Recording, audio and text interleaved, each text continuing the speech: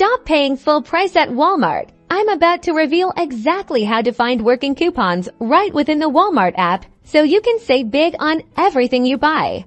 The first place to look is the Savings tab, usually found at the bottom of your screen. Tap on that, and you'll see a whole section dedicated to discounts. Here, you'll find different types of savings. Rollbacks are often price drops that are automatically applied, but for clippable coupons, we want to go to the Browse or Category section.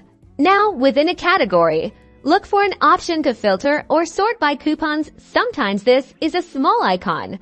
Other times, it's a filter option at the top of the page. See it? These are the digital coupons you can clip directly to your account. Simply tap the plus sign or the clip button next to each coupon you want to use. Once clipped, these discounts will automatically apply at checkout when you purchase the eligible item. It's like magic, but it's just smart shopping.